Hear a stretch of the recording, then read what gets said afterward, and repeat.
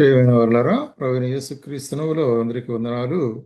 మరి ఈ దినము మన యొక్క వాక్య భాగము మరి విలాపవాక్యములు విలాపవాక్యములు 3వ అధ్యాయం 22వ వచనం చదువుతానండి. 3వ అధ్యాయం 22వ వచనం, 23వ వచనం కూడా చదువుతాను. రైట్. యెహోవా కృపగలవాడు, ఆయన వాత్సల్యత ఎడతెగక నిలుచున్నది కనుక మనం నిర్మూలము కాకున్నాము. అనుదినము నూతనముగా ఆయనకు వాత్సల్యత పుట్టుచున్నది. నీవు ఎంతైనా నమ్మదగినవాడు. కాబట్టి ఇక్కడ మరి ఈ యొక్క విలాప వాక్యములు ఇర్మియా రాస్తుంటున్నాడు. మరి ఈ యొక్క విలాప వాక్యముల్లో మనం గమనించే కార్యం ఏంటంటే, యెహోవా కృపగలవాడు.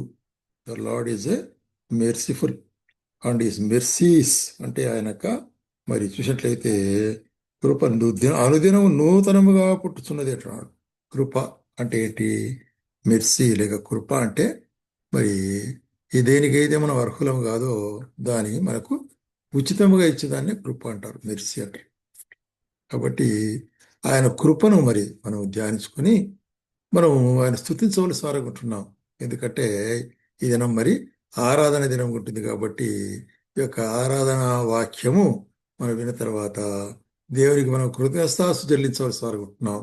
మనం ఆయన్ను స్తుతించి ఆరాధించవలసి సారకుంటున్నాం. కాబట్టి దేవుడు ఆత్మ కనుక ఆయన ఆరాధించేవారు ఆత్మతోనూ సత్యముతోనూ ఆరాధించాలనేది మనము వాక్యం ద్వారా తెలుసుకున్నట్టున్నాం.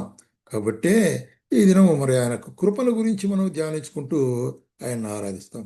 ఆయన కృప ద్వారా మనకి ఏమి కలిగి ఉంటుంది? కృపచేత విశ్వాసము ద్వారా మీరు రక్షించబడి ఉంటున్నారట. అంటే ఆయన కృప ద్వారా మనం రక్షణ పొంది ఉంటున్నాము. పాపులమైన మనకు దేవుడు తన కృపావరాన్ని ఇచ్చినాడు. ఆయనే యేసుక్రీస్తు ప్రభు. కాబట్టి ఆ కృపావరం ద్వారా మనం రక్షించబడినాం. కాబట్టి మనం రక్షణ కొరకై ఆయనకు స్తోత్రం చెల్లించవలసి అనుకుంటున్నాం. అట్లాగే మొదటి యోహాను పత్రిక 4వ అధ్యాయము మరి 10వ వచనంలో ఏం చెప్తున్నాడంటే, ఇక్కడ మనము దేవుని ప్రేమించమని కాదు గాని తానే మనలను ప్రేమించి మన పాపములు ప్రాయశ్చిత్తమైనటకు తన కుమారుని పంపిన ఇందులో ప్రేమ ఉన్నది. కాబట్టి రెండవదిగా ప్రేమ అనేటువంటిది. కాబట్టి దేవుడు లోకమును ఎంతో ప్రేమించును కాగా తన అద్వితీయ కుమారుడుగా పుట్టిన వాడిని విశ్వాసం ప్రతివాడు నశింపక నిత్య జీవమును గ్రహించినది. కాబట్టి అట్లాగే ఇక్కడ ఏమిటంటే ఈ దేవుడు మనల్ని ప్రేమించుంటున్నాడు, మనం ఆయన్ని ప్రేమించలేదు. కాబట్టి ఇక్కడ చెప్పే కార్యం ఏంటంటే, ఆయన మనల్ని ప్రేమించి ఉచితముగా మన కొరకై మరి ఇచ్చిన రక్షణ బట్టి ఆయన స్థుతించవలసి అనుకుంటున్నాం. మరి నరకముకు పాత్రలు అంటే మనల్ని, నరకానికి పాతాళానికి పాత్రలమైనట్టు మనల్ని ఆయన ఏం చేసినాడు? తన యొక్క శిలువ రక్తం చేత మన పాపములు కడిగి మరి పరిహరించి తన పిల్లలుగా కుమార్తెలుగా చేసుకుంటున్నాడు. దాన్ని బట్టి దేవునికి మనం స్తోత్రం చెల్లించవలసి అనుకుంటున్నాం. అట్లాగే మరి ఆయన ఇక్కడ ఈ వాక్యం చూసేటైతే మొదట ఆయన మనలను ప్రేమించినాడు. కాబట్టే మనం ఆయన్ని ప్రేమించుంటున్నాము అనే కారణం చూస్తుంటాం కదా.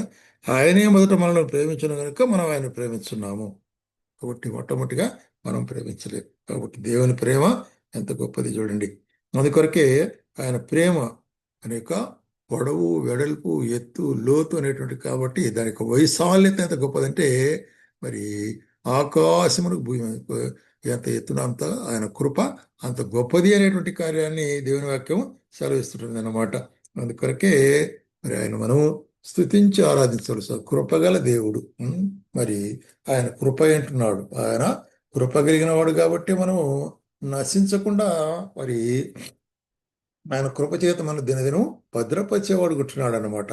కాబట్టి ప్రేమ సహోదరి మన జీవితాల్లో మరి అటువంటి కృపను జ్ఞాపం చేసుకుంటూ ఆయన రక్షణను జ్ఞాపం చేసుకుంటూ ఆయన యొక్క ప్రేమను జ్ఞాపం చేసుకుంటూ అంత మాత్రం కాకుండా మరి చూసినట్లయితే అపోస్తలుడైన పౌలు కొరింథీయులకు రాస్తూ 1 కొరింథీయులకు 1వ అధ్యాయం 9వ వచనం, మన ప్రభువైన యేసుక్రీస్తును తన కుమారుని సహవాసం మిమ్మల్ని పిలిచిన దేవుడు నమ్మదగినవాడు అనేటువంటి కార్యం. ఎందుకంటే ఆయన మనను తన సహవాసము పిలిచుంటున్నాడు. అందుకొరకు మరి చూసినట్లయితే ఆ నిత్య సహవాసము సదాకాలం ఆయనతో కూడా ఉండినట్లు ఆయన సహవాసాన్ని మనం పెంచుంటున్నాడు. కాబట్టి అటువంటి మరి ఆయన నమ్మకత్వాన్ని బట్టి మరి చూసినట్లయితే ఫెయిత్ఫుల్నెస్ అంటాడు.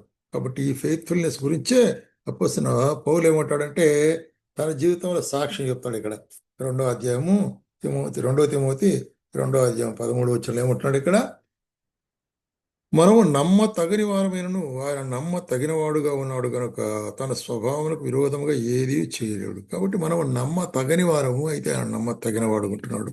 కాబట్టే ఆయన స్థితి చెల్లించవలసి వారుకుంటున్నాం. ఎందుకంటే మనుషుడు నమ్మదగిన వాడు ఆ, మారిపోయాడు ఉంటున్నాడు. ఈ క్షణం ఒక మాట మాట్లాడతాడు, దాని తర్వాత వేరే క్షణంలో గోబ. అయితే యేసుక్రీస్తు ప్రభు నిన్న నేడు నిరంతరము ఏకరీతిగా ఉంటున్నాడు. నేను మార్పు లేని వాడు గనుక మరి ఏమంటాడు, నేను యాకోబు సంతతిని మీరు నశించలేదు అనేట్టు కార్యం. కాబట్టి ఆయన మార్పు లేనివాడు కాబట్టి ఆయన మరి ఆయన కృప కలిగిన వాడు కాబట్టి స్తుతిస్తాము. ఆయన ప్రేమ కలిగిన వాడు కాబట్టి స్తుతిస్తాము. ఆయన మరి విశ్వాసత కలిగిన వాడు కాబట్టి స్తుతిస్తాము. ఆయన యొక్క మరి నమ్మకత్వం కొరకై ఆయన స్థుతించవలసివారుగా ఉంటున్నాము అనేటువంటి కార్యాన్ని మనం చూస్తున్నాం. అదే కదా మరి 48వ కీర్తనలు కూడా కీర్తనకర్త ఏమంటాడంటే, 48వ కీర్తన 14వ వచనంలో మనం గమనించినట్లయితే, ఈ దేవుడు సదాకాలం మనకు దేవుడే ఉన్నాడు, ఆయన మరణం వరకు ఆయన మనలను నడిపించును. ఆయన నిత్యము దేవుడు, ఒక దినం కాదు, 2 దినాలు కాదు, మరణం వరకు ఆయన మనల్ని నడిపించబడుకుంటున్నాడు.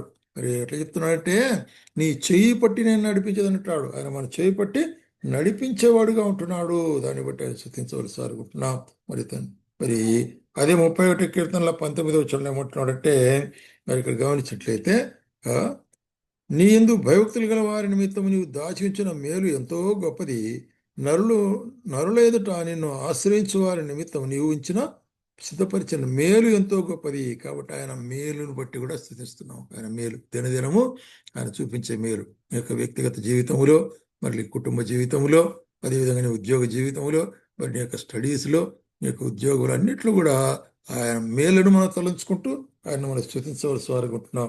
అదే 33వ అధ్యాయం కీర్తనలో కూడా మొదటి వచనం, నీతివంతులారా యెహోవాను బట్టి ఆనందగానం చేయుడి, స్తుతి చేయుట యథార్థవంతులకు శోభస్కరము. ఆ, చూసినట్లయితే మరి సితారతో యెహోవాను స్తుతించుడి, పదితంతుల స్వరమండలముతో ఆయన కీర్తించుడి. కాబట్టి ఆయన కీర్తించుడి మన యొక్క నోటి మాట ద్వారా, హృదయాంతరంలో వచ్చేటువంటి యథార్థమైన నోటి మాట ద్వారా ఆయన స్తుతించవచ్చు. అదే సమయంలో మరి కీర్తనలు పాడుచు ఆయన స్తుతించవచ్చు. అదే సమయంలో వాద్యములతో కీర్తనలతో ఆయన స్తుతించవచ్చు. కాబట్టి ఇక్కడ ఏమంటున్నాడంటే, మరి ఆయనను స్తుతించుడి అనేటువంటి కార్యం. కాబట్టి ప్రేమైన సోదర సోదరి, నీవు కూడా మరి ఈ దినం ఎక్కడున్నప్పటికి కూడాను ఈ దినం ఏం చేయాలను, మరి ఆయన సన్నిధానానికి వెళ్ళాలి. అంటే మందిరంలో, లేక నీ చర్చిలో, నీ ఫెలోషిప్లో ఆయన స్థుతించవలసి అనుకుంటున్నావు. ప్రభువా, నీ కృపను బట్టి స్తోత్రం ప్రభువా, నీ యొక్క రక్షణను బట్టి స్తోత్రం మా తండ్రి, నీ యొక్క విశ్వాసతను బట్టి స్తోత్రం ప్రభువా, నీ యొక్క మేలును బట్టి స్తోత్రం మా తండ్రి, నీ యొక్క తండ్రి నాయన సహాయాన్ని బట్టి స్తోత్రం అనేటువంటి నీ కార్యాలు మనం జ్ఞాపం చేసుకుంటూ మరి ఆయన స్థుతించినట్లయితే, ఆయన స్థుతించుట యథార్థవంతులకు శోభస్కరం అంట. అది మనకు ఎంతో ఆశీర్వాదం. కాబట్టి మనకు ఆశీర్వాదం, ఆయనకు మహిమ. అటువంటి యొక్క మరి ఆరాధనలో పాల్పొందుటకు ప్రభు మనకు సహాయం చేయను గాక.